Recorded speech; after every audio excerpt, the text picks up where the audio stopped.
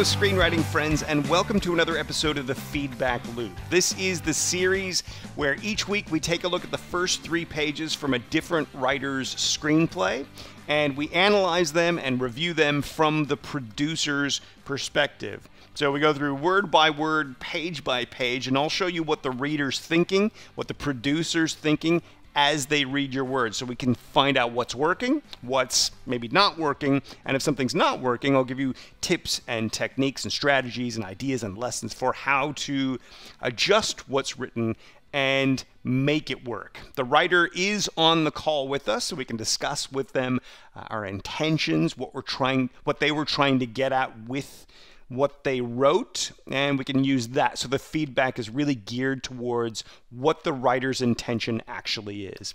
So my name is Jeff Ballo, and for nearly 20 years, I was looking for material to produce as an independent producer outside the Hollywood system.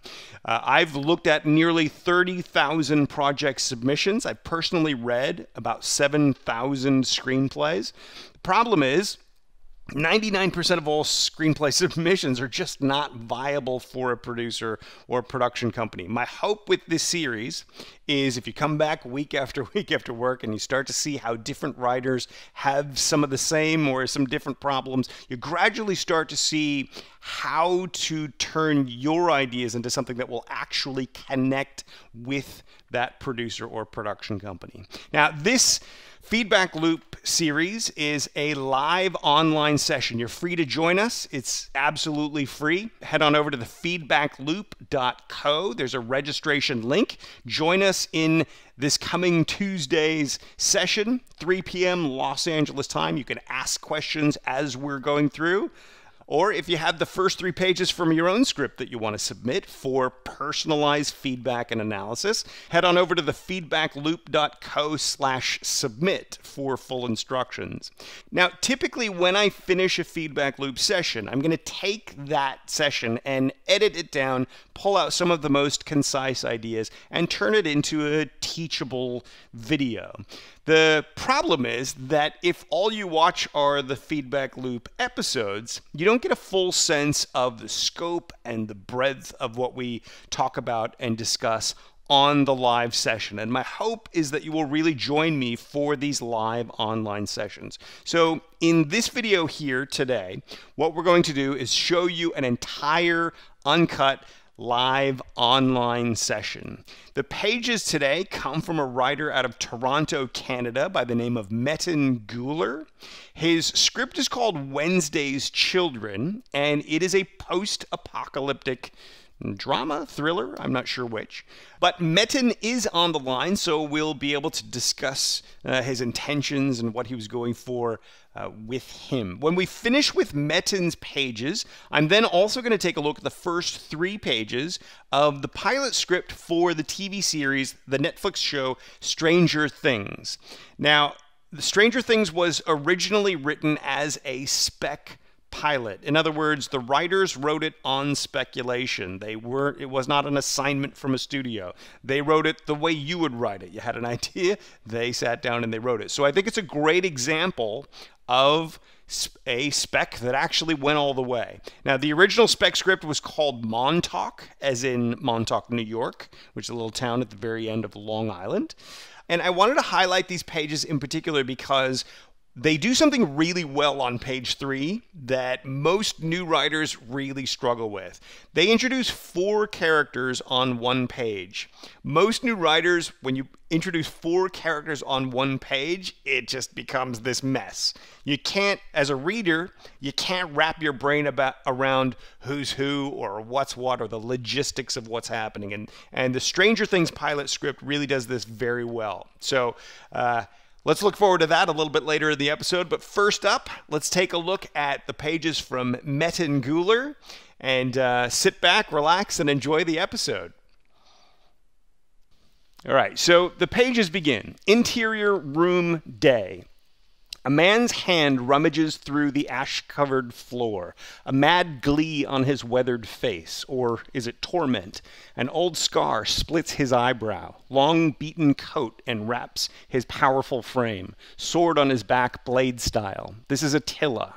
Around him, ashes blanket pots, plates, countertop, sink, fridge, all oddly mini, toy-like. Attila looks crammed in the decrepit playhouse. He finds something in the ashes, pulls it out. A string of beads that look like blue eyes, worn to protect one from malicious eyes, found in any Middle Eastern country. A sheepy ba. Attila turns to the sound, sword drawn, torment drowned by surprise as he sees Dylan, 6, sitting by a toy oven, petting a lamb. He wears a palm-shaped pendant with a blue-eyed bead at its center. Dylan shoves the lamb aside, bolts out a doorway his size. Attila, Dylan.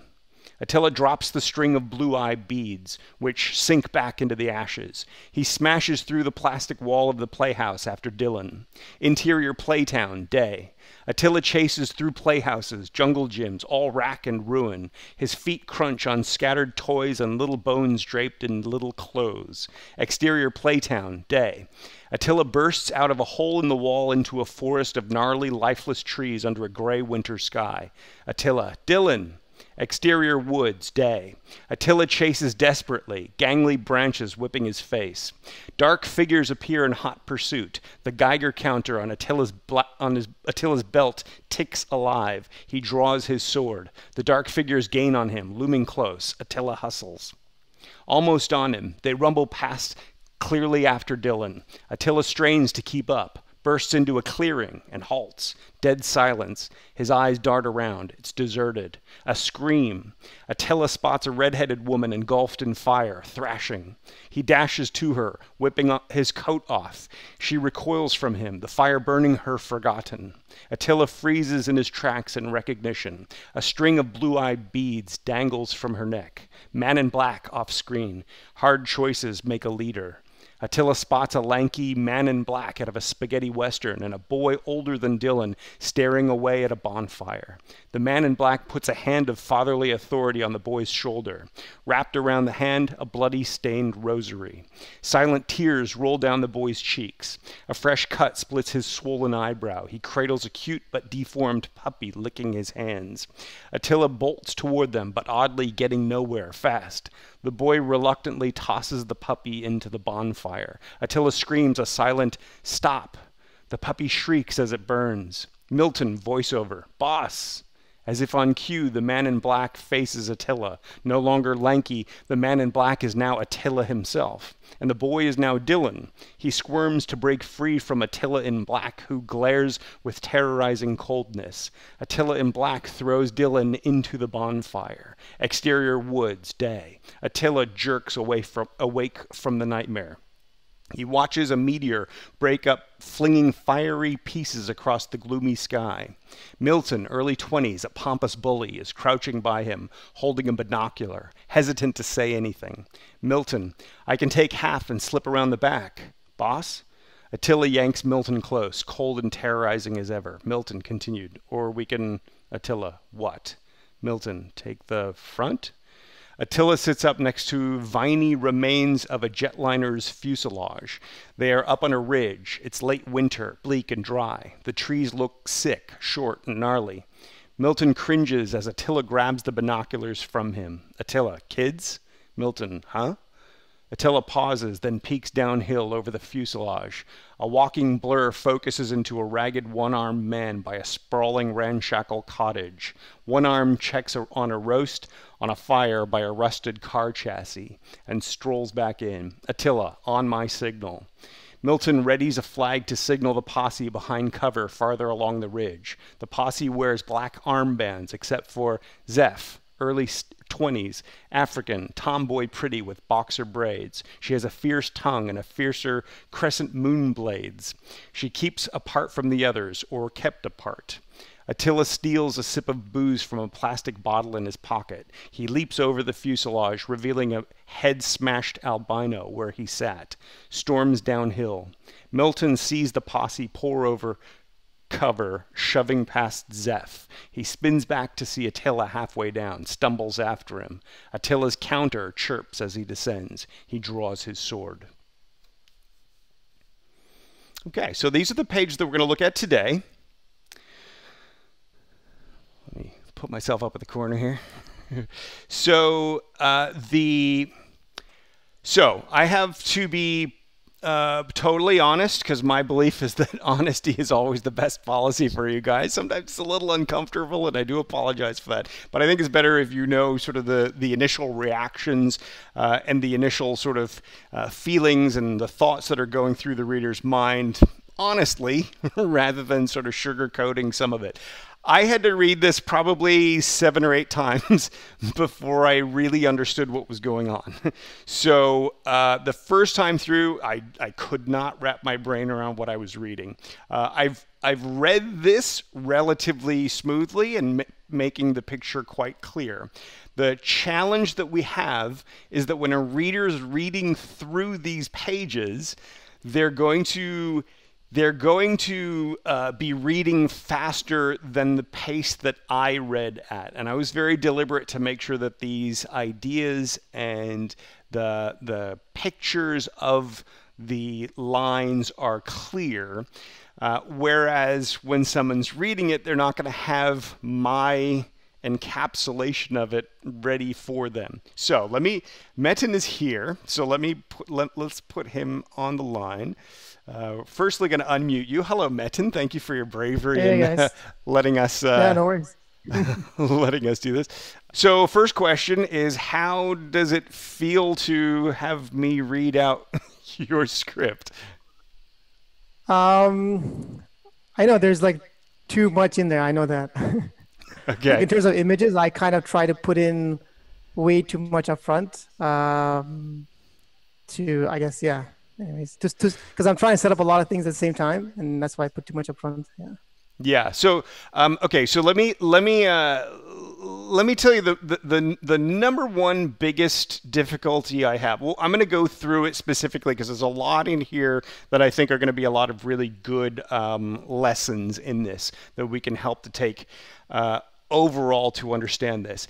But I've read this now 6 or 7 times, like I say. And so what I understand that the first-time reader does not understand is that page 1 and page 2, up to the very second to last line, that's all a dream sequence. Yeah, that's correct, yeah. Then the next, page number 3, is basically the setup for the story, the initial introduction to the story itself. Now, the challenge that we have is that this initial introduction to the story itself, we're not really clear on where we are or what's about to happen. Having read this several times now, I've sort of worked out that you have a row of people who are about to probably invade some place, whoever the one-armed guy is at. We don't really... There's something about flags, so it's probably teams or groups or one group against another, but it's not really clear on what that initial thing is. You're setting it up in a dream sequence, which whenever we do that, that's always about establishing a character or a situation or a backstory or an environment that pulls us into the story. Now, the thing about these pages is that you have that. That actually is here. The challenge is that it's presented in a way that's overly descriptive. And so the sheer volume of ideas and images that you're asking me to absorb and understand right out of the gate makes the brain just start to fry and buzz and smoke comes out of it. Okay. So I'll give you an example. So the very first thing is you start with interior room day. Now, interior room day is quite possibly the most generic of all slug lines, right? It says nothing at all about anything. So that's because I want to start with the reader not knowing even where we are. So I was like, how should I start this? And I was thinking like, I don't want to actually tell them where we are until we see the line playhouse. We're like, oh, okay, he's actually in like a playhouse. You know what I mean? That's why I kind of like, I didn't know what else to do there. So I just put that in. Okay, so the challenge though is that when you send out a script, Usually it will be following your log line or following your synopsis or something, so people will often have a sense that, okay, this is a post-apocalyptic story. But that may get separated, right? Someone may just pick up page 1 all by itself with no frame of reference, no nothing. And so if they pick that up, it's borderline impossible, I would say, to understand that this is a post-apocalyptic world until you figure it out, until it starts to piece together along the way. The problem is you're asking people to go with you with nothing to hang on to as they're trying to piece it together. Does that make sense? Oh, okay.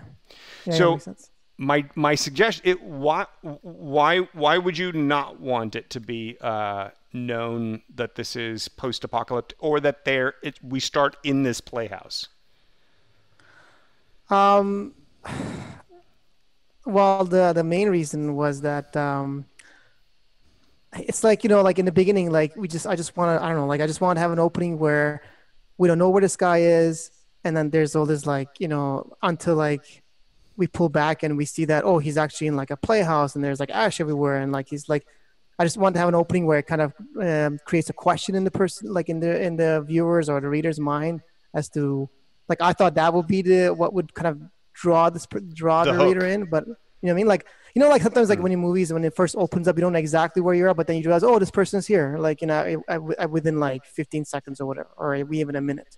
Yeah. So I kind of wanted to do that, but okay. I mean, it's not, I guess at the end of the day, it's not necessary per se, I can just tell them where it is, but I wanted to kind of have that sort of an opening where the viewer questions it, right? Okay, so what I'm going to say in response to that is that you can do it either way. I'm not suggesting that you have to tell us where we are. I don't mind pulling us in the way that you're suggesting, but if you're going to pull us in the way that you're suggesting, you have to be really, really careful with how you pull us in, because every little tiny piece of information, every word, and I'm going to point out some of the words that you'll be surprised are confusing. Okay, so if you have to be really careful with it's that thing that I call image order, where it's about presenting the right images in the right order that shows the reader a little bit of a picture, and then another detail fills out that picture, and then another detail broadens that picture. Whereas if you just go, here's a picture, here's a picture, here's a picture, and we're going, wait, what does that have to do with that? And wait, now why are we looking at this image? Like, if I'm spending my time figuring out what the images are, firstly, and then how they link, secondly, then I'm not being pulled into it. But if you're showing me an image and then you're showing me a broader image, let's go through the first paragraph, and I'll sort of give you help you understand what I'm saying. So this is your introduction to Attila. You haven't given us any age for Attila. I don't know what Attila is. Is Attila an old man? Is he a middle-aged man? Is he a young man? I know nothing about him. Well, when I said weathered face, I kind of thought that he's not necessarily young. You did say weathered face, but keep in mind, I'm going to be skimming this or reading it quickly. I'm not lingering on every word that you've written. And I would argue that if a reader lingers on every word you've written, this will be clear. But remember, 1 page is 1 minute, so I'm going to read 1 page in 1 minute, ideally, right? So if I read all this in 1 minute, I'm reading it quickly, right? So I'm not necessarily going to notice it. So here you go. A man's hand rummages through the ash-covered floor. First of all, why do you say the ash-covered floor? This is going to sound pedantic, but how about an ash-covered floor, right? Like, we're in a new place. You're introducing us to a new space. Does that make sense? Can you see the distinction? Yeah, I get it. So the point is, you're bringing the audience into something they've never seen before and are trying to figure out what's what, who's who, where's where, right? So a man's hand rummages through the ash-covered floor. I don't know what rummaging through a floor means, right? If you say a man's hand rummages through ash, which covers a floor, okay, I can see that he's digging through ash, right? As it stands, this sentence, I don't quite I can figure out what the sentence means, and it doesn't take me very long, but it takes me long enough to stop and go, wait, what now? That you've slowed the read down, right? Now, Okay. a mad glee on his weathered face. 2, 3 ideas in there. A mad meaning crazy, or mad meaning angry. Mad is a word that has multiple meanings, so we have to be careful when using that in description. A mad glee. A mad glee. I have to figure out what that means. You know what that means because you can see that picture really clearly. But I have to take that second to go, what is a mad glee? On his weathered face. Okay, so now you're piling that thing I have to figure out on top of a description, right? So you wanted me to remember that he's got the weathered face and that's what's going to help me understand how old he is and what you just said earlier, right? The fact that weathered face was going to put that idea there. But you've buried the weathered face within a sentence that I'm having to figure out. Does that make sense? Yeah, yeah. So it could get lost basically. It totally gets lost really, really easily. Okay. Now, and then you ask a question right off the bat, or is it torment? That's a writer. I don't want to call it a cheat, but that's like a writer thing, right? Is it torment that we're seeing? You're describing something before I even know what I'm looking at, right? You're giving me nuance before I even have a solid figure to look at. Does that make sense? Okay, so basically you're saying before I say that, I could say that, but before I say that, the picture has to be clear. That's basically what you're saying. Yeah, that's what I'm saying is, let me hopefully I can make it clear by reading the whole thing. So then you say an old scar splits his eyebrow. Now, keep in mind, splitting is also a verb. An active word. So if we say an old scar splits his eyebrow, my brain, looking for just the raw description of what am I looking at, I'm looking at an old scar splitting an eyebrow. Oh no, you're not talking about split. You're not talking about the act of splitting. You're talking about the descriptive splitting. Okay, like I get there, and I get there relatively quickly. But what I'm saying is that in the context of reading through a script, you've slowed me down to make me figure out what I'm reading, right? So then you say long beaten coat. I'm not sure what that is even after reading it a few times, but I'm assuming you mean like a trench coat or something.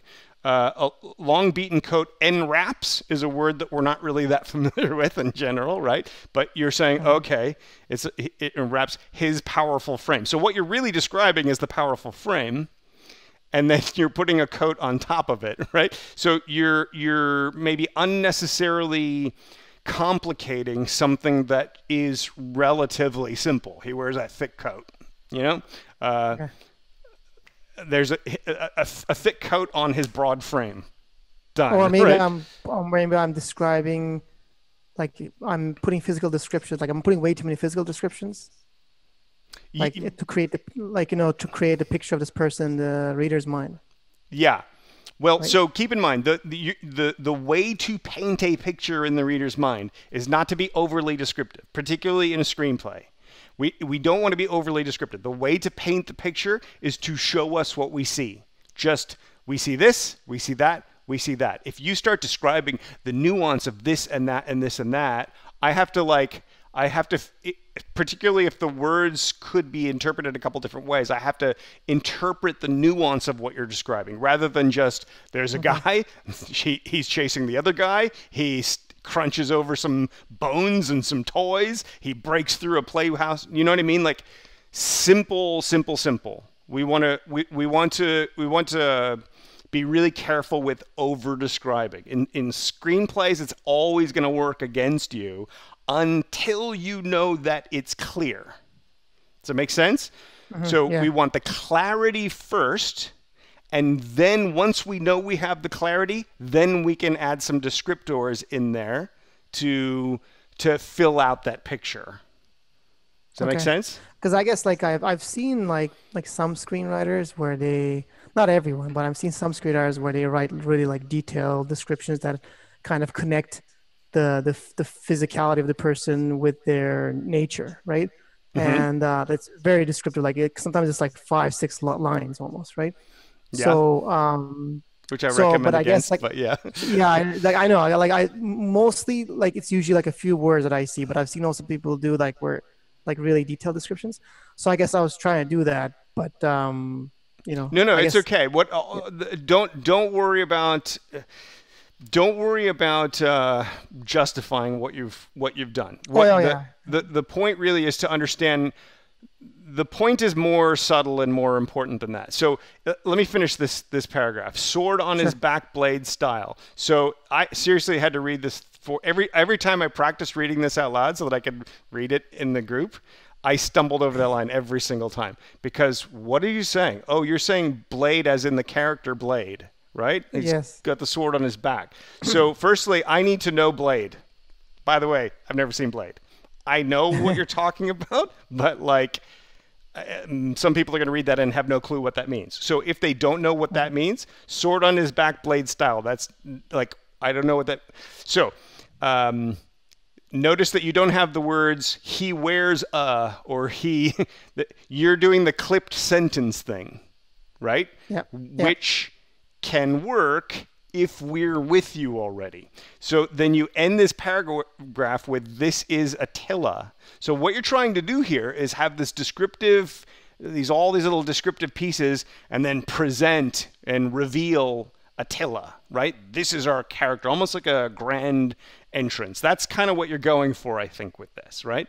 The problem is, the problem is you're asking us to understand all these nuances about something we don't even have of a referent for yet. You haven't even told us we're in a post-apocalyptic world with ash everywhere, right? We're like, what? So my case to you is that I believe this is all backwards.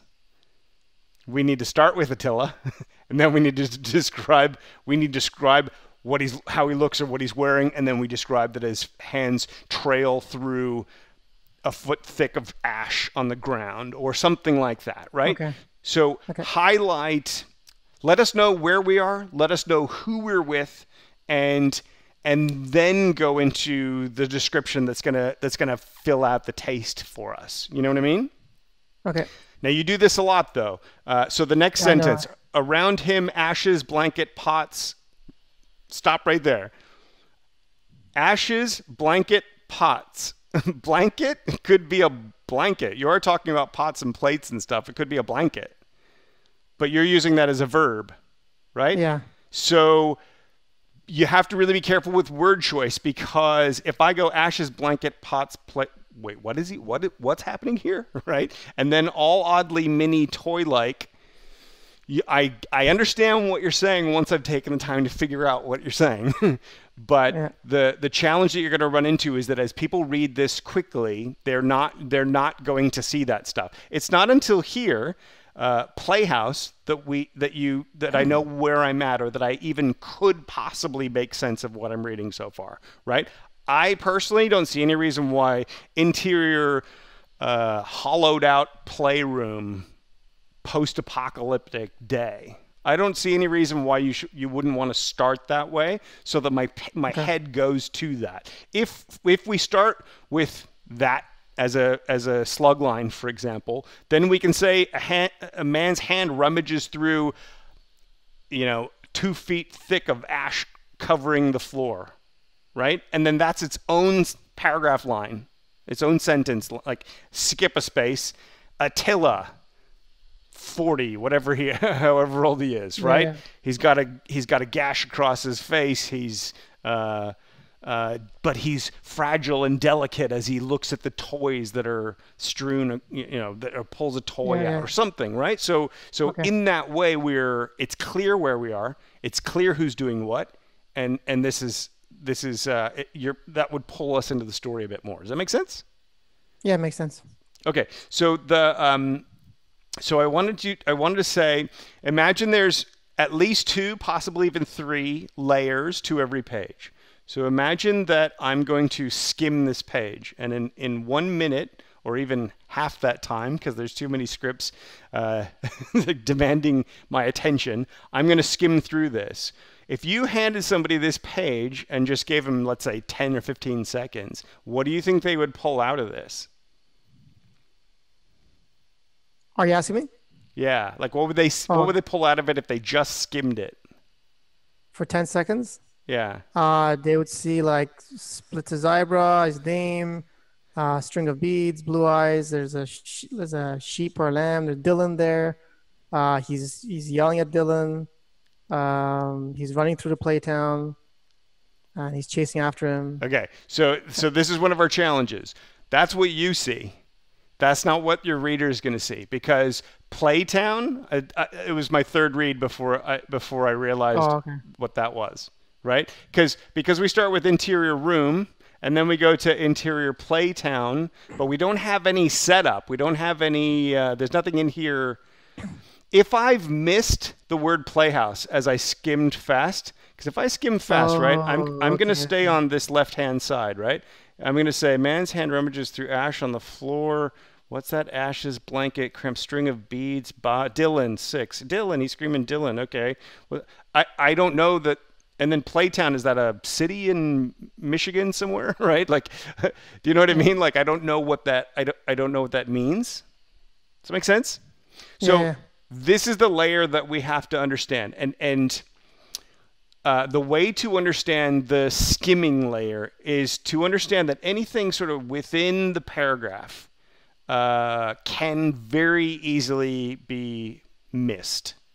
So if you have a piece of information, a piece of data, a piece of detail that you cannot have them miss, like, for example, the string of beads with the blue eyes. I know that that's important because the lady's burning with the same thing around her neck later on. But the first couple times I read through this, I don't know what that means. A string of beads that look like blue eyes worn to protect one from malicious eyes, that sentence does not compute in my brain. Found in any Middle Eastern country? Okay, maybe this is a Middle Eastern religious artifact or something like that. Like, I can intuit that this is something that has some meaning, but the sentence itself, a string of beads that look like blue eyes worn to protect one from malicious eyes, I don't know what that means. So does that mean like to save us from enemies? Well, or like usually like in countries in the Eastern Mediterranean, people wear that to kind of protect themselves from, like, people bad mouthing them or looking them the wrong way and things like that. It's kind of like it's just some sort of a belief, right? That if I wear this, I'll protect myself from any sort of evil, kind of looks from other people, that kind of thing. I would say, like, it's a regular thing that people wear. So let me ask you this: would anyone in a Middle Eastern country, when they read a string of beads that look like blue eyes, would they immediately know what you're talking about? They would know, yeah. Okay, so that's a very, very common thing there, right? So it's just a cultural thing that I don't know what it is. There's beads, there's bigger like stones that they put on their like living rooms or doors. Like it's there. They sell them. They sell it in like any tourist spot. They sell them. Like it's very common. Is it something that has a name? It has a name, but it has a name that's just like you wouldn't. I didn't want to put the name because then you wouldn't know what it is, right? So well, it has a name that's like. Okay. This is the challenge that we have, though, right? Because you're describing. So we also always have to remember the context, right? The context is we've read this paragraph now and been trying to figure out what's going on. Then we have this next paragraph that's confusing because it's ashes, blankets, pots, and then it's all oddly mini toy-like. We're trying to make sense of the language, the words themselves. So by the time we get to a string of beads that look like blue eyes, that could be just plates and pots and countertops, right? Like it may just be a string. It may just be yet another thing you're describing because it's not being presented with look at this. Now look at this thing. Now look at now here's the action that's happening, right? We always want to look at every page that we write and think of it as what's the action that's happening. If you simplify this whole before he bursts out of the playtown, while he's inside the playtown, in as few words as possible, tell me what's happening right there. Until that point? Yeah, just as few words as possible. Just synopsize for me. 1 sentence, 2 sentences. I don't know. Basically, Attila's looking through the ash, and then he finds these string of beads. Then he hears Dylan behind him. Dylan runs out. He runs after him, runs through the Okay. playground and out to the wall. We don't need. Okay, we don't need to go further than that. So, so we need to know that we need to know that he's rummaging through the ash. We need to know that he finds the string of beads. We need to know that he's in the playhouse. Yes. That he sees the kid, and that the kid runs away, and he runs after him. That's all we need to see, right? Yeah. Also, the lamb is also important, anyways. The lamb's important. That's Okay. it. Like he's basically there's a lamb next to him. That's it. So like that's it. So that's all he needs. That's all sort of the reader has to know. Is that for symbolism, or you're setting something up later? Yeah. It becomes a symbolism. Yeah. It becomes symbolic and goes through the whole script. Okay. He's like because Dylan becomes like the sacrificial lamb. So there's like a symbolism that goes through the whole script. Anyway, so yeah. So okay. Okay. So okay, just from a pure screenwriting perspective, right?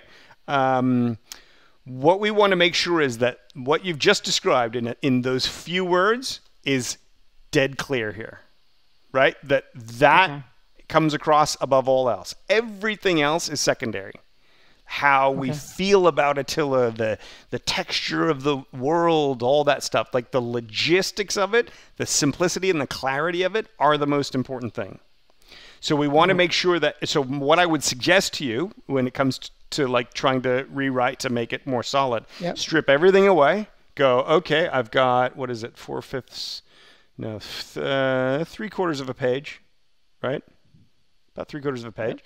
I got 3/4 of a page. I need to say this and just narrow it down to that most simple thing. Figure out which order you want to reveal those things in, right? And then as simply as possible, reveal it. Does that make sense? Okay. Yeah. So, are you sure? Yeah, I understand what you mean. Like, basically focus on the action. And then if I want to add a few things around it, I should, but first focus on the clarity of the action, and then maybe add a little things to kind of, around it, like description wise, but not too many. Like the focus should be not description, but the action essentially. Well, right? at the end of the day, I need to be clear on what I'm watching, and I know nothing about your world. When you say interior room day, this could be the suburbs in the 80s. This could be my room over here, right? This could be your room right there. Like interior room day means nothing. Like there's no picture at all. So every word I'm reading, I'm trying to figure out, where am I? What's happening? To whom? Why? Why do I care? All that stuff. Does that make sense?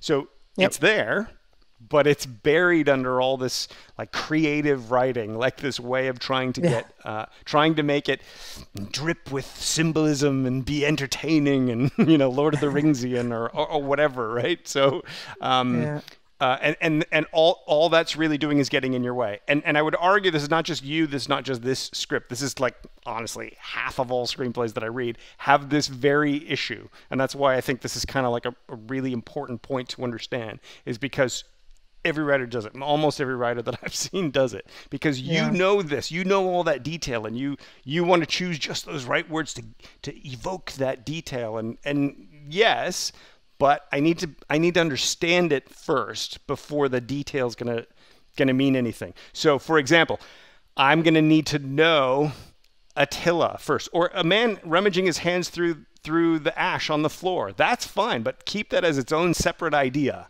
Separate that. Next, it's describe Attila so that we can see his furrowed brow and he's tormented.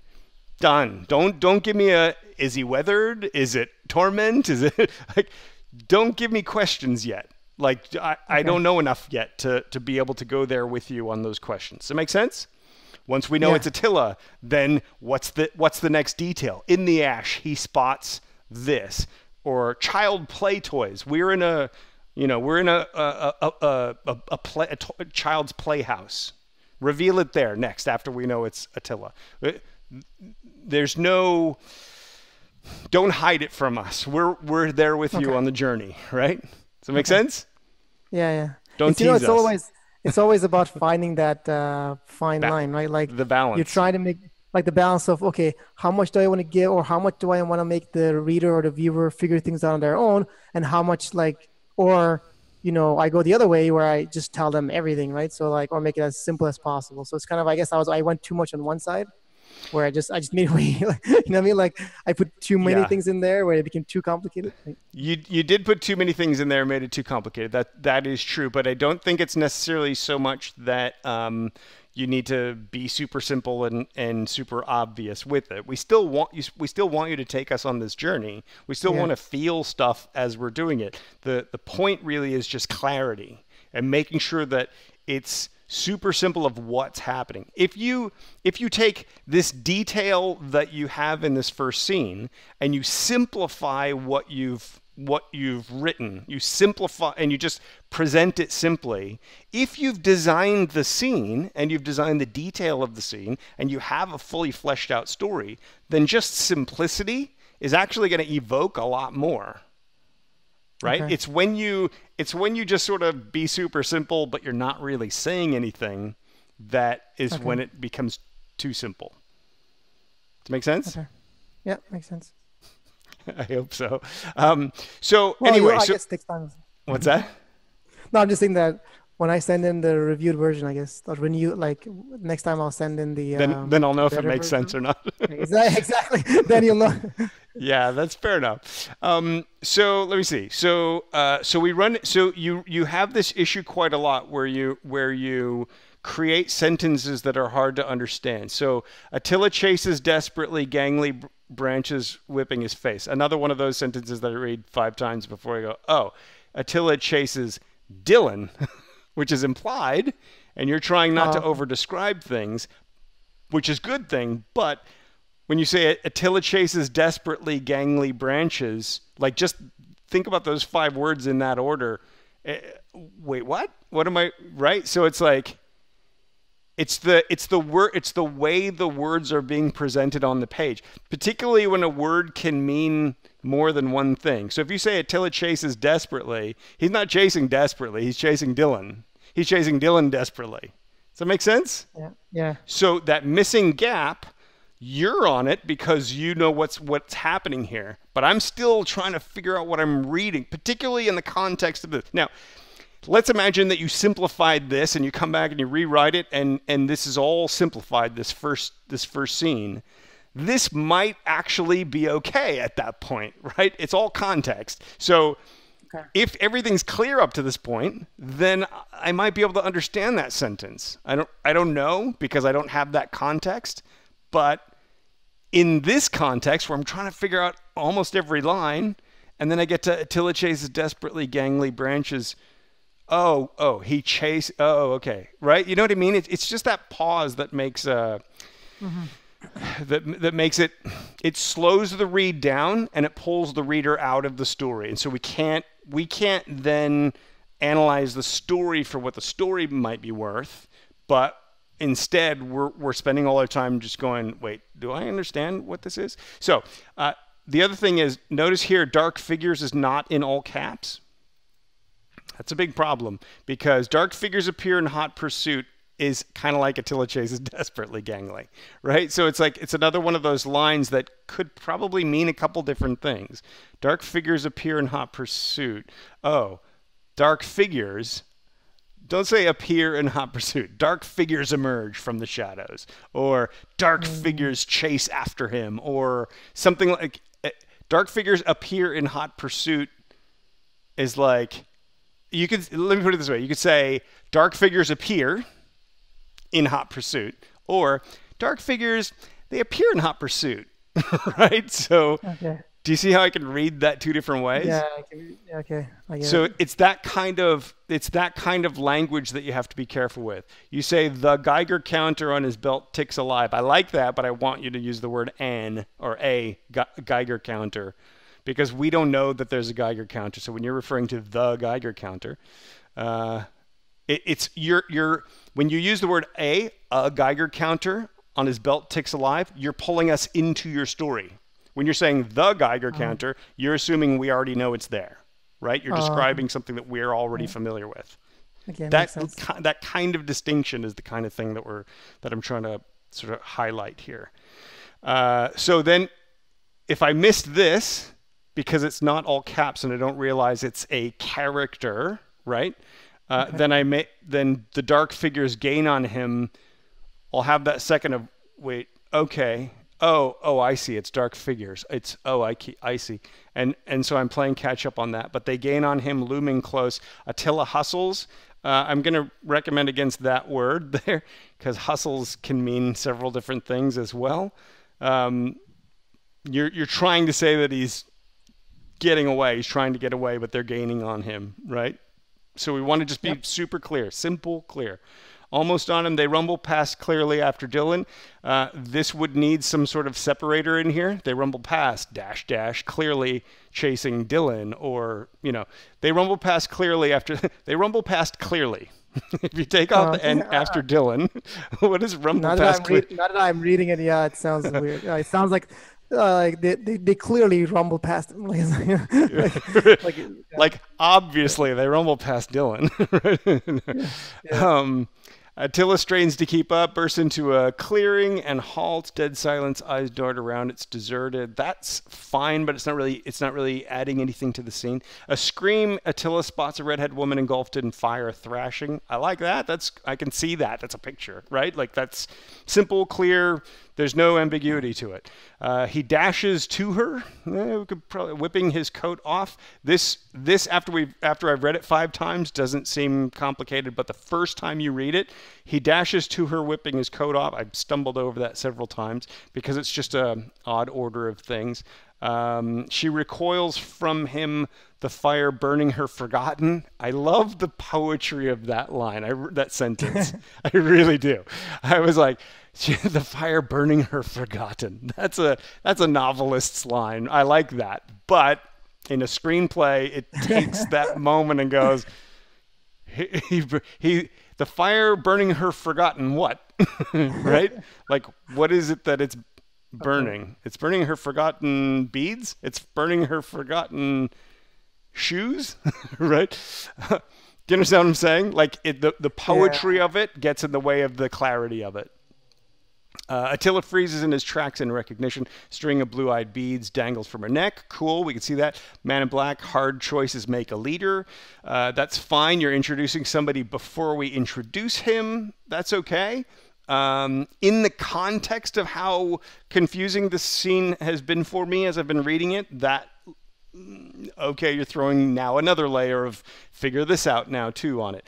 Attila spots a lanky man in black out of a spaghetti western. Spaghetti western is so takes my brain to another place. Like it's out of place in the context of this. I get you're trying to sort of simplify the description, but you're using words that are going to take my brain somewhere else. Always, the one thing I always like to say is that every single word you make puts an idea in the reader's head. That idea in the reader's head is going to go off in 3 different directions. You want to make sure that the directions those ideas in their head go are the direction of your story. So if you're using a word or those confusing sentences from earlier where you're using a word that's also a verb in a different context, then their brain goes in the verb context away from your story, right? Spaghetti western. Mm-hmm. Well, I'm going away from your story. A lanky man spaghetti. Am I picturing Clint Eastwood or something? Like what? Right? So once I've read the whole paragraph, oh, okay, I get what you're going for. The language of it just sends me in different directions, which ultimately the bottom line is it slows down the read and it makes it harder for me to connect with, engage with, and emotionally resonate with your story. So anyway, Man in Black out of a spaghetti western and a boy older than Dylan. Now, we have to remember Dylan, even though we sort of skipped past it. So I'm having to compare ideas. Don't say older than Dylan. Just describe the boy, right? We don't need to know that he's older than Dylan. Staring away at a bonfire. Staring away, does that mean they're just like, we're just staring away at it? Or does it mean, which I think it means, they're facing away from camera, staring at a bonfire, right? Yeah. So you're imagining that sort of epic shot of like the man holding the arm around the boy, right. looking at the Exactly. fire. I see what you're trying to do. The challenge is that the line itself, staring away at a bonfire, could mean that they're just right. Like, could you see what I mean by the double meanings of those words? Yeah. So the man in black puts a hand of fatherly authority on the boy's shoulder, wrapped around the hand a bloody stained rosary. That's another line I had to read like 6 times. Wrapped around whose hand? The hand. Man in black's hand? Dylan's hand? Attila's hand? Not sure. But in any event, it's also wrapped around the hand. You're clipping the sentences, which can be good when you're describing action. Another broad lesson for everybody. Okay. Don't clip sentences when you're describing a scene or when you're describing detail of a scene. Clip sentences when you're pushing action forward. So if you're talking about a car chase, a car screeches around a corner, sentence, end of sentence, full stop, clips another car broadside. That little sentence fragment is going to work because we're already following the action of that thing. If you're trying to describe a scene and you used clipped sentences, we're going to get fragments of an idea, and you run the risk, as has happened here, you run the risk of I have a fragment, but I don't know what to do with that fragment. I don't know how that fits with this jigsaw puzzle I'm trying to piece together of the scene. Does that make sense? Yep. Hopefully. Silent tears roll down the boy's cheeks. A fresh cut splits. You like this, splitting the swollen eye? That's the second time. Because I wanted to kind of refer back to the initial time I. So it's the connection, like the beads. It's the connection. Could be okay. It's a turn of phrase though. Something splitting an eyebrow. Remember that the splits is the verb as well. But here you have a fresh cut splits, right? Yeah. A fresh cut splits. Like if you just, sometimes I think as writers we need to spend a little time really playing with the words, just thinking about the phraseology, right? A fresh cut splits, like that's an odd phrase, right? Like it's just one of those, always imagine that they don't see the second half of your sentence. And make sure that the first half of your sentence is simple and clear. Let me think about this. A scream. Attila spots a red-headed woman. Cool. Got it. Image order. Engulfed in fire. Got it. Thrashing. Got it. That's a sentence where the image order is correct. Make sense? Cool. You say something like a fresh cut splits. Wait, I don't understand so far. His swollen eyebrow. Wait. So what happens is I need the word eyebrow in order to understand the first half of the sentence. So the sentence is pointing backwards. Like I did a lot of that. Yes, you did a lot of that, exactly. But that's what's going to slow down the read. That's what's going to take it from being a quick, fast read to being like, wait, what? Because any word, and this is why in general we don't want to use adverbs as well, the words ending in ly, because those words are descriptive of something that happened earlier in the sentence. The man runs awkwardly. Right? The man runs awkwardly refers back to runs. So in order to understand awkwardly, we have to think backward into the sentence. And in general, in screenwriting, we never want to go backward. We always want each word to go forward. Each word, each description to point forward. Everything has to be clear to this point and continue to be clear as we move word by word. Make sense? Yep. That's a big one. I know. It just clicked when you tell me. Okay, cool.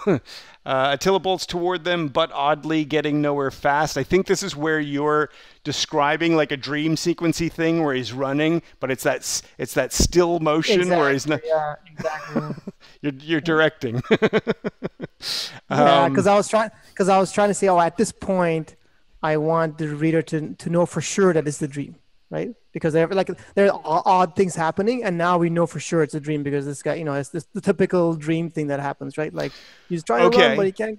Okay, but as someone reading it quickly, I don't have I'm not as immersed into it as you are, so I'm not going to see it. That is not going to be the thing that's going to make me go, oh, we're in a dream, because I'm going to be like, what does that mean? He bolts toward them but oddly. Like, because also think about the image order thing, right? Attila bolts toward them but oddly. If I don't know the rest of the sentence coming, bolts toward them but oddly, right? It's like he's running towards them, but I don't know, running around like that. Like, what's the motion? Like, what? He's oddly bolting over there. You see what I'm saying? Like, there's multiple. You know what? I never actually approached it from that point of view. That's pretty good, because I never approached it like, oh, let me check the first part of the sentence first. I already assumed that, okay, they're gonna read the whole sentence and they're gonna make sense of it all together. You know what I mean? Like, I wasn't really thinking. Yeah. You know, like you're like this word and then that word. You know what I mean? Like, it's fun. I would argue that most writers don't do that, and I would argue that it's one of the things that will more quickly than anything else get your work to be more fluid and get you up to speed a little bit more quickly, because I call it image order, but there's probably a better way to describe it. Because whenever you say image order, I always thought image order meaning like, oh, this sentence and then that sentence, right? Like, I never thought of, oh no, literally this word after this word after this word. You know, I never thought about that. I was more like sentence and then this sentence and then that sentence. Well, I always understand that every single word puts a picture of the reader's head. Every single word. And they're piecing it together with what they already know. Now, this happens in microseconds. Like, this happens super fast. So even what I'm talking about here, I just may be slow, right? Somebody else may have read this and it took them half the time it took me. But it still took them longer than the amount of time that it needs to take them for them to have the cinema experience, right? Okay. If you can understand that, like, if you can clear that part up, then it's gonna make everything. You'll be able to make everything pop a lot more effectively. So anyway, Attila bolts toward them oddly, getting nowhere fast. The boy reluctantly tosses the puppy in the bonfire. Cool. Attila screams a silent stop. How do you scream a silent stop? But he mouths a silent.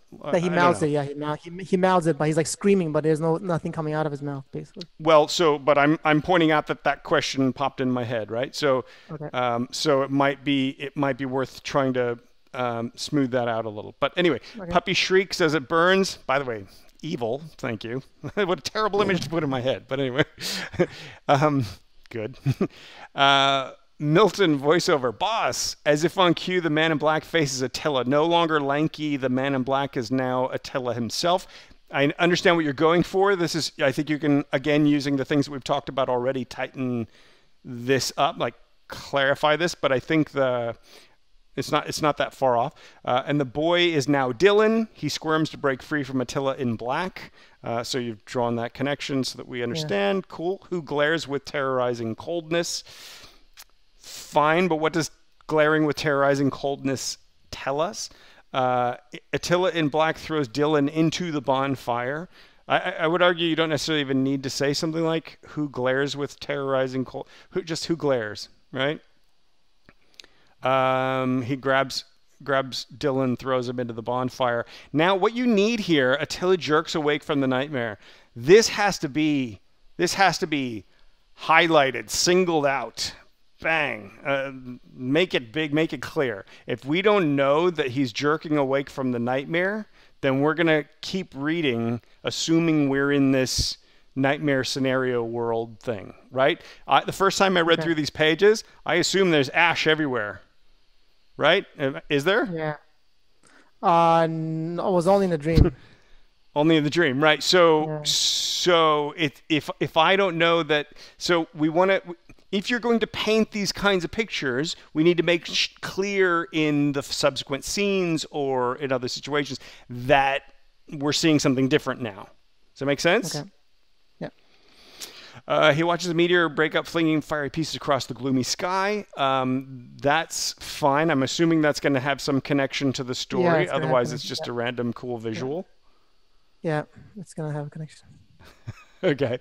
Milton. It's going to be like it's. Anyways. It's what? No, it comes like later on, like there's a big battle and it starts raining basically meteors and like anyway, I gotta it comes up later. Okay, fair enough. Milton, early 20s, a pompous bully. Pompous Pompous is an odd way to describe a bully. What do you mean by that? Well, he's a bully, but like at the same time, he's pompous. You know, so that's Okay. why I try to put two kind of things, you know, together. And stuff, but Okay, it's an odd picture. So all I'm saying is when you're introducing characters, when you're introducing people into a story, always remember we need to know who's who. We have to have a pretty clear picture of them pretty early on. Your description later on of Zeph, tomboy, pretty with boxer braids, fierce tongue, fiercer. I don't know what crescent moon blades, but this feels like a nicer character introduction because I feel like I have a picture. She's an African warrior woman, right? Strong. yeah. Like, that's all I need. This, she keeps apart from the others or kept apart, is an odd sentence. I think I know what you're going for. But again, it's that kind of nuance that you don't necessarily really need. But for Milton, a pompous bully, I don't have a picture of what that guy's going to look like. Oh, okay. Because I don't know what a pompous bully is. Like, pompous to me is like I don't know, like a prep school bully or something, right? Like he's a guy who like walks in going, hey. I don't know. That's what I'm imagining, but which seems oddly out of place for a post-apocalyptic story. But I don't know. This little interaction is fine, but we don't know who Attila is now in this real world. We don't know we need a little bit more setup in this real world of what's. Okay, now that we know that was a dream, maybe a premonition, maybe a flashback, we're going to find out. Presumably, there's a little bit of intrigue. There's something pulling us into the story from that. Okay, I don't mind what that is. By the way, that's like everything in that dream relates to sort of things that have happened before to him. So, anyways. Yeah. So, but then we go into this real world, right? Presumably, or modern day, or whatever the distinction of this moment is. And what we really need is we need to know what's going on right away. So, okay, Milton's waking him up, offering something. Can't quite tell what he's actually offering from this. I can see the power dynamic though, so that's good. Attila sits up next to, I don't know what, I'm not sure that you've spelled this word right. Viney remains of a jetliner's fuselage is weird too. Like fuselages generally aren't viney. Well, it's vine covered because it's been there like for like decades or whatever. You know? Wait, vine covered is different to viney though. Viney remains, right? Like it's my point is we have to be really clear with how you describe things, particularly because part of what you're trying to do at the beginning of a post-apocalyptic story is really set this picture for us. So we need to make sure that we see that picture clearly and that we understand this world that we're in. Does it make sense? Okay, so they're up on a ridge. It's late winter, bleak and dry. The trees look sick, short and gnarly. I don't know that you need the description of trees because it's not clear what the logistics are. Milton cringes as Attila. Go ahead. Look, sorry. Like it was the reason why I have to mention that it's sick is because there's radiation around. Like there's a radioactive, like because of radioactivity for decades. Like things are not really growing well. Everything's sick. You know what I mean? That's why like I kind of had to put that in there. Okay. Do you have the Geiger counter the Geiger counter? Okay, so the Geiger counter's in the dream. So we don't really know if this is if we're going to be pure to what you're setting up and what you're suggesting. We don't necessarily know yet that we are also in this radiation-filled world. So just having trees that look sick. I'm not sure that are we gonna focus on a tree? Like think about the shot, right? Are we gonna look at the tree and go, ooh, that tree looks sick? Like is that something that the audience watching the movie is gonna actually have that moment with? Probably not, right? You're describing something that's kind of background, right? It's just a wide shot. It's not really like it's just a background. You're right. Yeah, exactly. So if it's just a background shot, you got to be really careful with not sort of over describing it. That's the production designer's job. If you've written this, we know this is a post-apocalyptic story. We know the action of what's happening. Let the people fill it out the way they're going to fill it out, right? They're going to bring a lot of talent to that job. We just have to make sure that the story is clear. right? Okay. Okay. Kids, huh? I wasn't sure what that means. I'm in thinking about it later. Maybe it's that the kids are on the ridge are kids. I don't No, know. he's actually asking like because they had the binoculars, right? He's actually asking, are there kids in there? Basically, like in the where they're gonna attack, right? And Milton's like, huh? Okay. Like what? Like kind of like, why are you asking me that? Like, Okay. Whenever you have like a kids, huh, kind of a exchange, often the reader is going to be like, "What? What is that?" Right? So I feel like we could probably fill that in with something that okay, adds more to the story. Because remember, okay, all this you're basically now saying not that you only have one page, but yeah, you only have one page in the first 3 pages, right? yeah, So not that you only have the one page, but within this one page, we do kind of want to set the stage of where we are now, and okay, maybe or maybe not have some sort of link with what happened in the scene leading up to it. So when you talk about a walking blur focuses into a ragged one-armed man by a spalling, this is another one of those sentences that's like a walking blur focuses what into a ragged one-armed man. because he's looking through the binocular, right? I understand, and I was able to figure it out as if you watch this back later, you'll hear me reading this out. You'll see that I did understand it, and so I can read it properly. But what I'm saying is that when you first read it as the reader, that makes no sense. And then once it does make sense, I realize, oh, you're trying to be clever with how you're describing it. You know, Okay. if you really want that, through the binoculars, the blur focuses into a, you know what I mean? Okay. Because he peeks downhill over the fuselage, a walking blur. Like remember to go word by word, like we talked about Yeah. earlier, right? Okay. I get it. If Yeah. you do that, look for those things that are like, if I was to stop right here, that would make no sense whatsoever. Yeah. Now, like now that you told me to click, I have to go through the whole thing and just make sure that yeah. Yeah, that's okay. It'll be better for it, I assure you. One arm, and then you're calling him that. So we've only just introduced that he's a one-armed man. You're also introducing the idea of a sprawling ramshackle cottage, and then you're already referring to him by shorthand of his nickname. It's just really quick. There's no time to absorb it. Checks on a roast on a fire. Strolls back in. There's just a lot. You're like throwing 10 things. And having me try to figure out what they mean at a time when I just want to simply understand what's going on. Think of it this way: when you introduce a character in your story, in your screenplay, yeah, you could spend 3 paragraphs describing all the detail about this paragraph, but you could also just give us just a quick little glimpse of who he is, and then let him start talking. And then as the story goes along, throw in another detail, throw in another detail, throw in another detail. And as the story goes along, he fully fleshes out into a character. But at the beginning, we have enough to understand the logistics of what's going on. Does it make sense? Yep.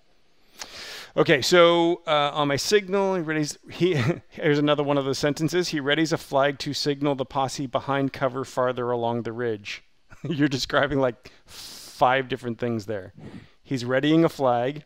He's signaling a posse. The posse is behind cover. The cover is further along the ridge. Oh, we're on a ridge? Right? Or, oh, they're on like, do you see what I'm saying? Like, it's just a lot. It's a lot to you understand it, so it's clear to you, which makes it all the more important to simplify and make things really specific and really clear. Posse wear black armbands, except for then you introduce her.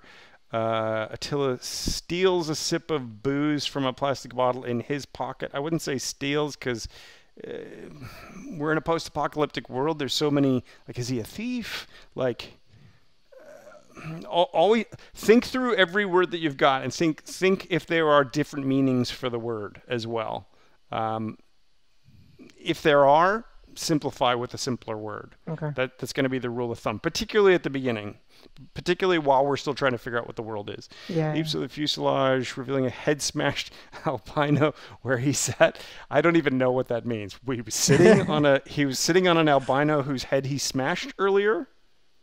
He wasn't sitting on him, but like he was sitting next to him. Yeah. Okay. Too much. I don't know. Look, if it's an important detail that you need, you want to make sure that you find a way to put it in there without confusing the immediate action of what's going on. Okay. I guess that's kind of the larger point. Does it make sense? Yeah. So overall, like I say, if we take the time to sort of read this and figure out what's going on, there's some interesting ideas in here, and could be setting things up nicely. The challenge that we have is that those ideas are confusing and hard to read. So really, no reader's going to give you 5 or 6 reads to make sense of it. Right? And that's the challenge. So think again, just I guess to sum it up, think in terms of the skim version of the story, and then the more immersive version of the story. And the more immersive version of the story, I would also argue, could be like the simple immersive or the full immersive, right? So you have it. If someone's only going to have 10 seconds with your page, what are they going to get out of it? And you may not be able to identify that objectively. You may need to give it to somebody else and say, take 10 seconds and no more than 10 seconds and tell me what you see in this page. Yeah. And it's funny. I was actually giving these pages like to some of my friends. I'm like, hey, just read it in 1 minute per page and tell me exactly what you thought. Like, and even then, like, they're like, yeah, that's fine. And I'm like, okay. And then I would realize that as I ask more questions, they'll be like, oh, I don't really get this one. And I'm like, why did you tell me that you didn't get it? Well, and so that's what's gonna be challenging. This is gonna be the kind of a script that you're gonna send it out for notes and feedback, and people are really gonna drag their feet getting back to you. You'll have to bug them to get it, or their notes are just going to be like, yeah, it was good. No, I liked it. Yeah, because they're not going to want to offend you. They're not going to want to. They might not be able to put into words why it's a slow read for them. So it's hard to get good objective feedback when there's too much in it like that. So let me see. Kevin asks, Milton readies the flag. Isn't this an example of show don't tell? We're being told why he's readying the flag. This is a question that came up. Hang on a sec. Milton readies a flag to signal the posse behind cover further along the ridge. No, this is one of those cases where you're explaining why he's doing it. Yes, that's true.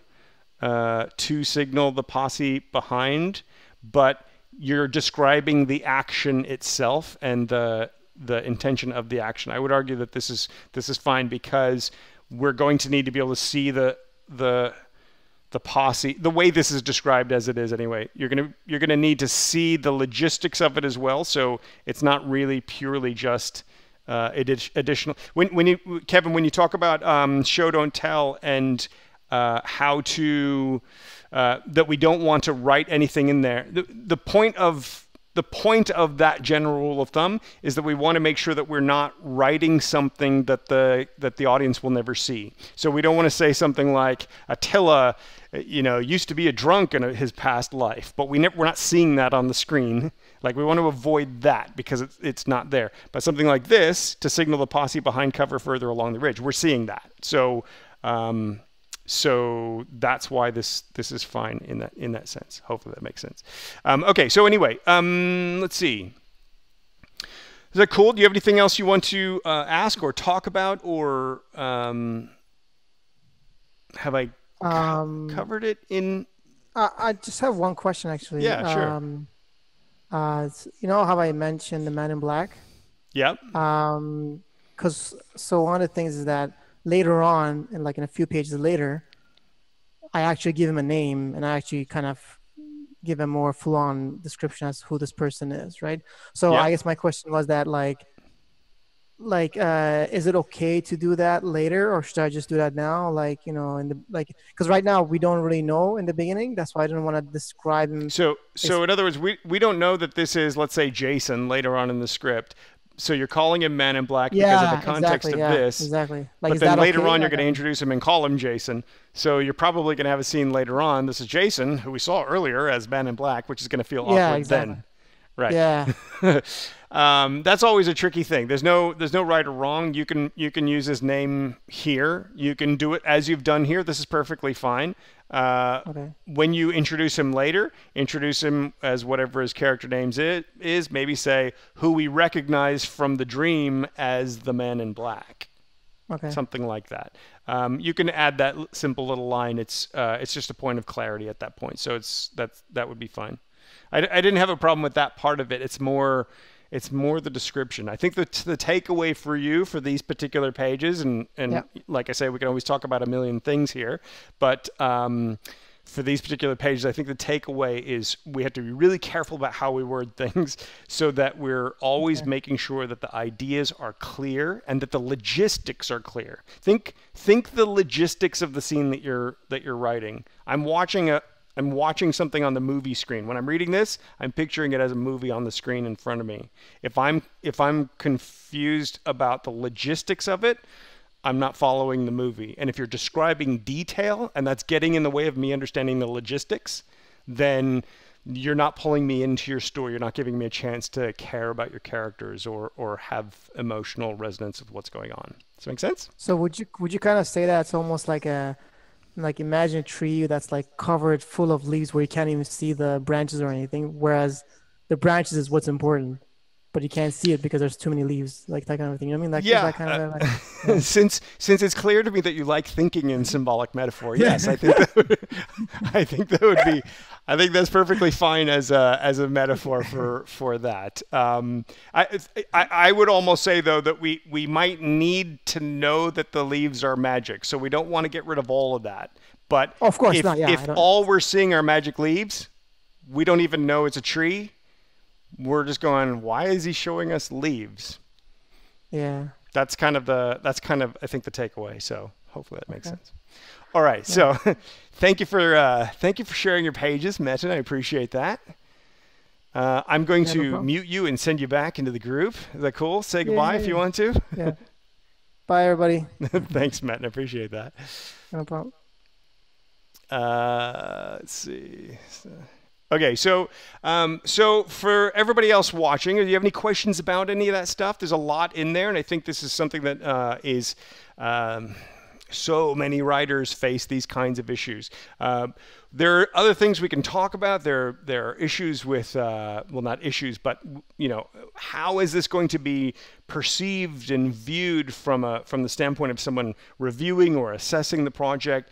The great challenge that we have is if it's not written in a way that pulls you in, we never get to that point. We never get to that point of going, is this post-apocalyptic story? Is this something that we'd want to make, or what's the budget level of this thing?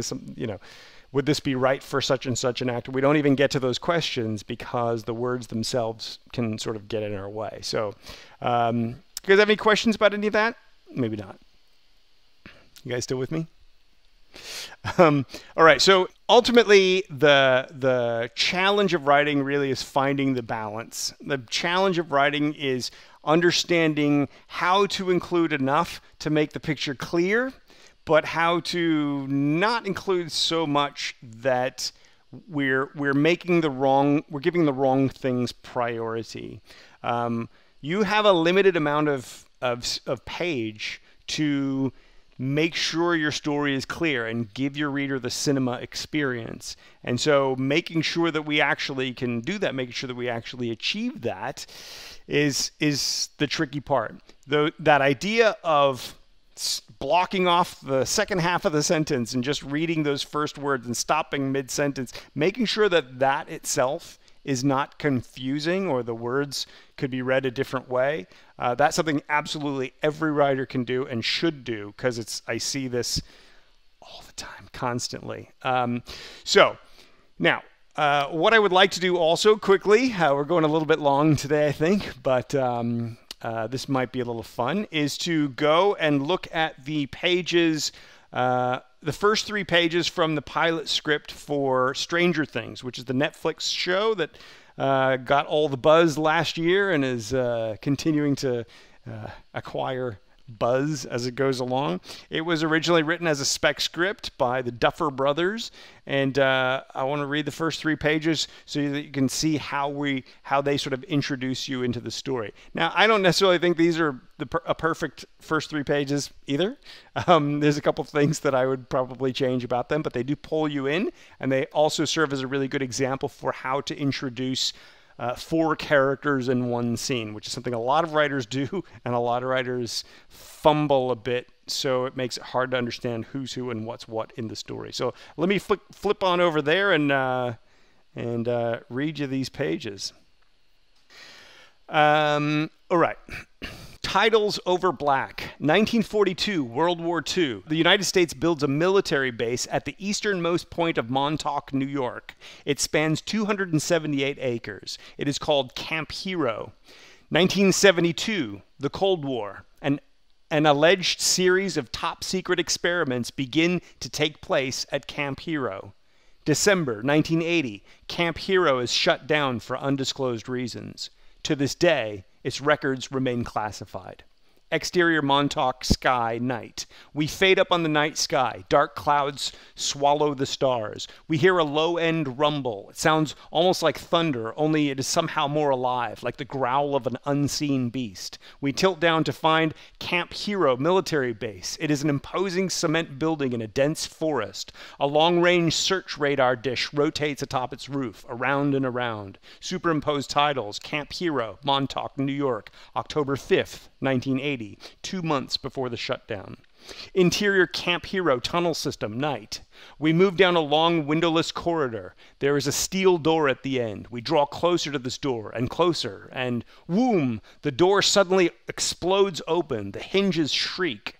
A scientist staggers out into the corridor. He is gasping for breath. A hazmat suit melts off his body. We can see some skin beneath. It is burned, shredded, bloody. His entire left arm is missing. He collapses to the floor, twitches, stills, dead. His eyes remain open, frozen in a look of sheer terror. We continue past him, moving into a laboratory. A dozen more scientists lie dead on the ground. They too are burned, many also missing limbs, some heads.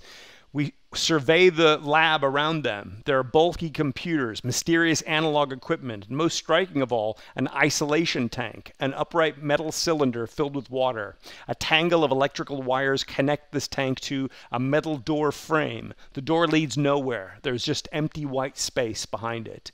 The base of the door is on fire. We watch as this fire begins to spread across the lab. The flames grow hotter, and hiss, the fire sprinklers kick on. Exterior suburban neighborhood, night.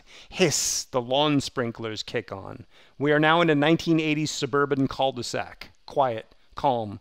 A row of uniform houses wind up the tree-lined street. Station wagons and other family cars fill driveways. TV sets flicker behind drawn curtains. A few dogs bark. We hear the voice of a young boy, dramatic, intense, mic off screen. Do you hear that? Listen. We focus on a 2-story house at the end of the cul-de-sac. The mailbox reads, The Wheelers. Mic off screen continues. Something is coming. Something hungry for blood.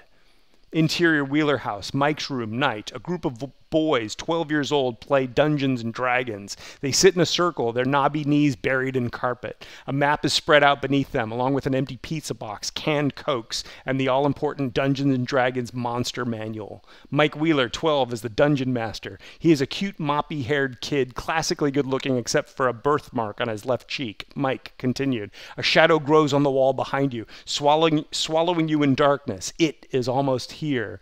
The other boys lean forward, riveted. We survey them. Lucas Conley, 12, playing as a knight. He is very small, but his loud mouth more than makes up for it. Dustin Henderson, 12, playing as a dwarf. He wears glasses, is overweight, not quite fat, but he'll get there someday.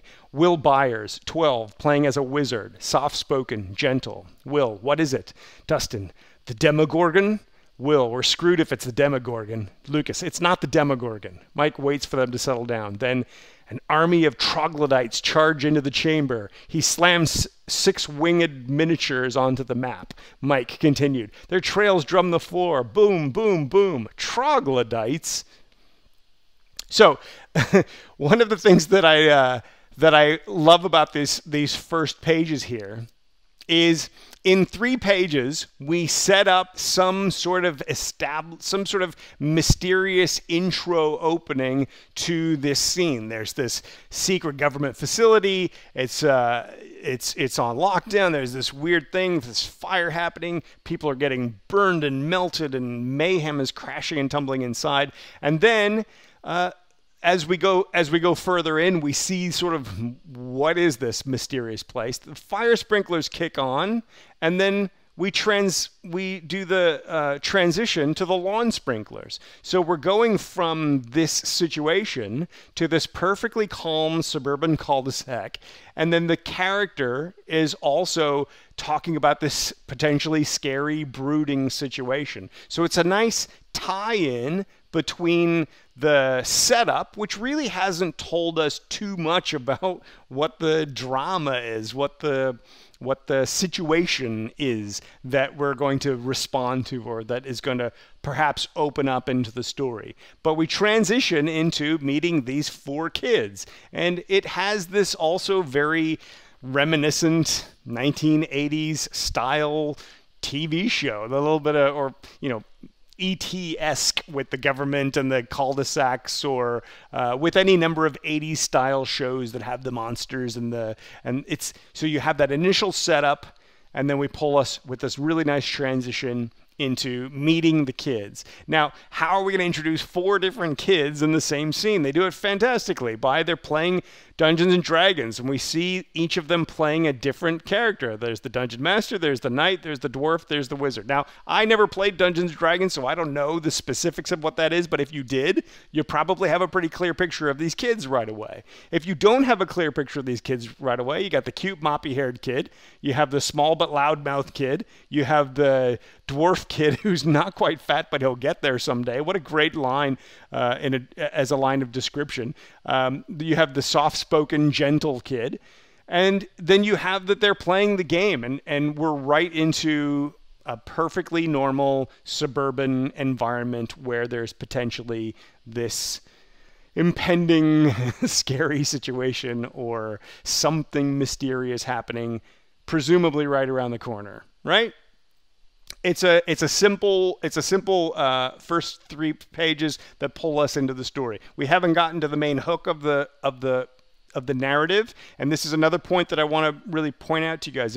If you've watched the episodes up till this point, you see that 3 pages we don't always get to that inciting incident. We don't always get straight into that the hook of your story. So a lot of people worry if you're going to stop at 3 pages, you're not even going to get to a sense of what my story is about. But we can get a sense really quickly and right away. And by showing a nice little transition from that situation to the cul-de-sac, it's a simple idea, the fire sprinklers to the lawn sprinklers.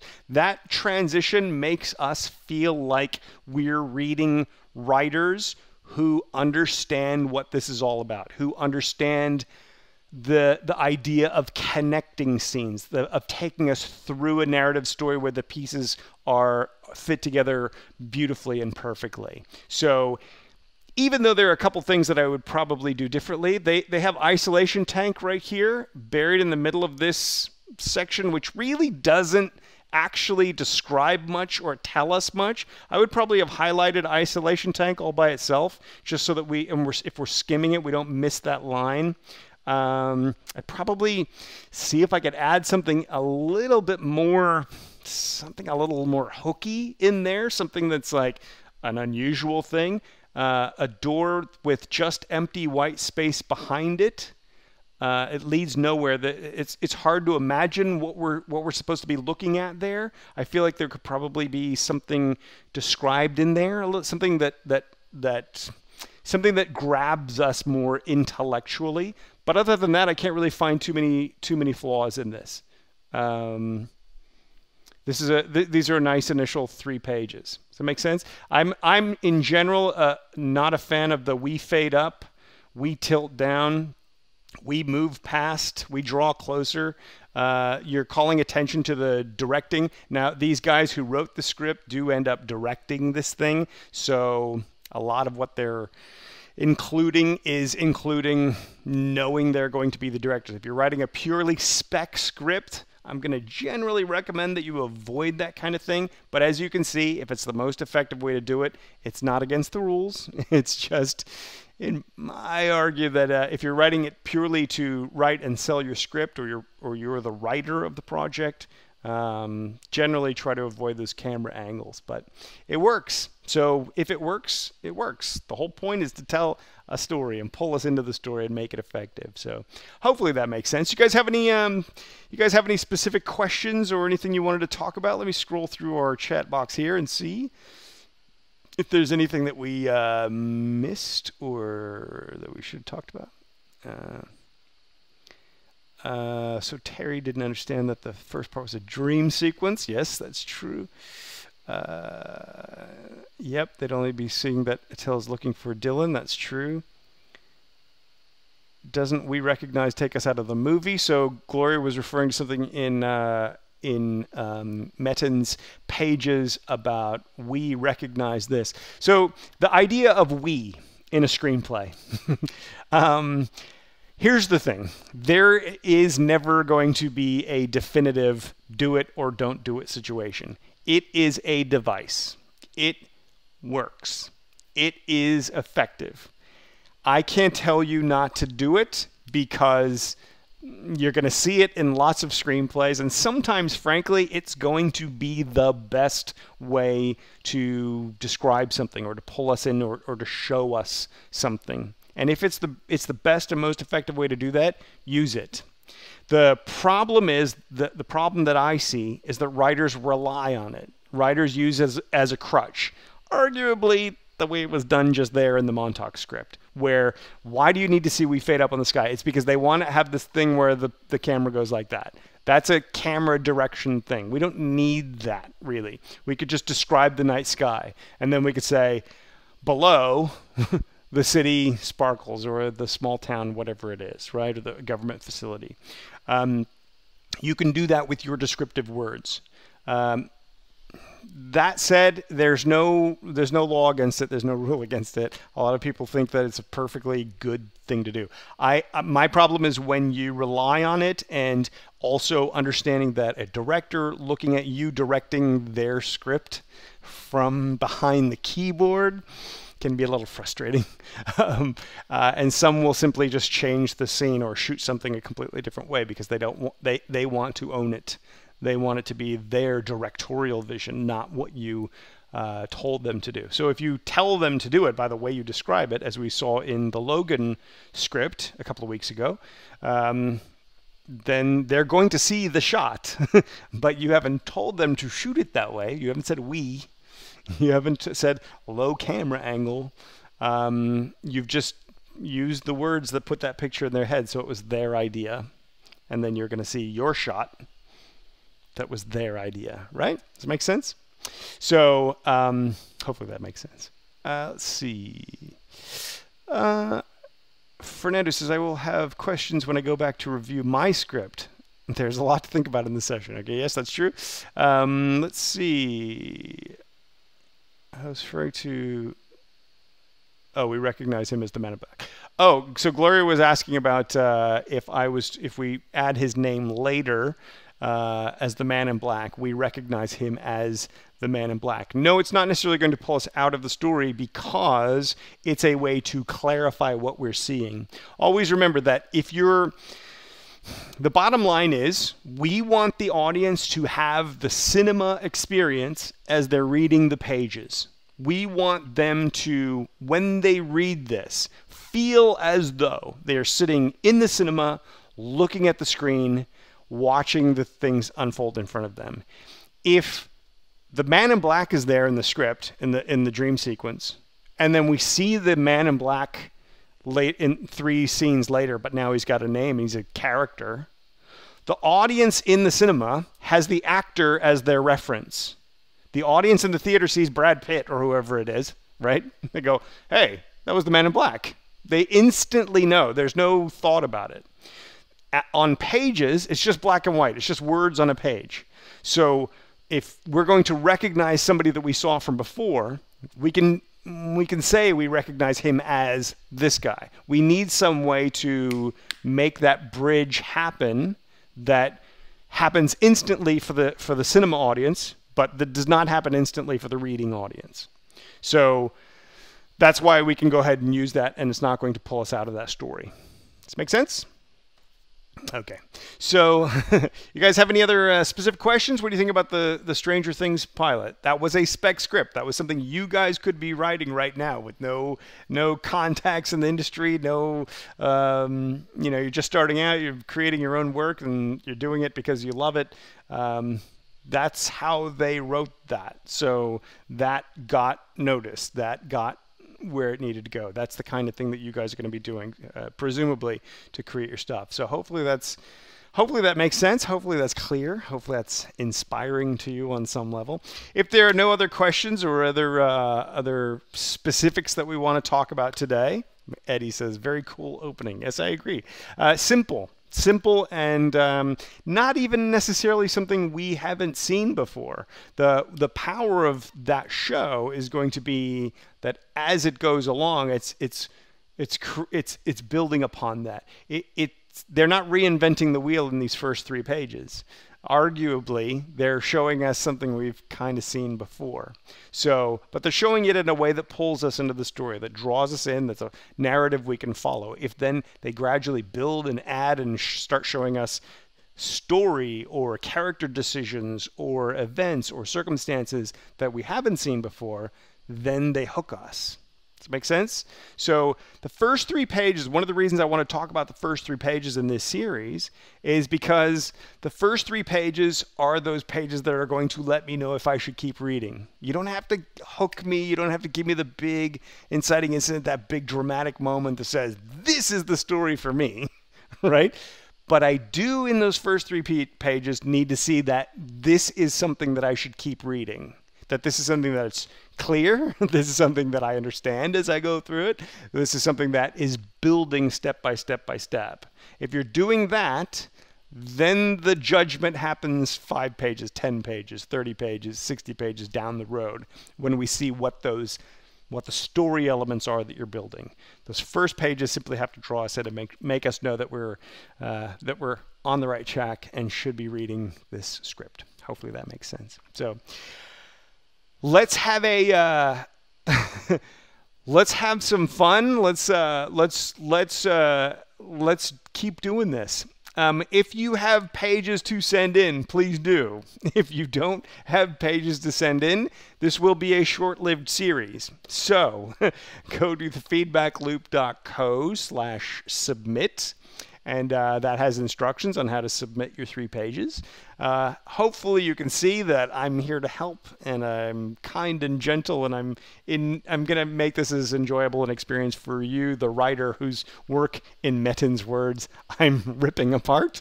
I'm trying not to rip it apart. I'm trying to show you how to do it. But anyway, I'm always going to try to be kind and respectful to you. So please do send in pages, and please join me each week, Tuesday at 3 p.m. right here for the Feedback Loop. Thanks for watching, and happy writing. We'll see you next week. And thank you, Metin.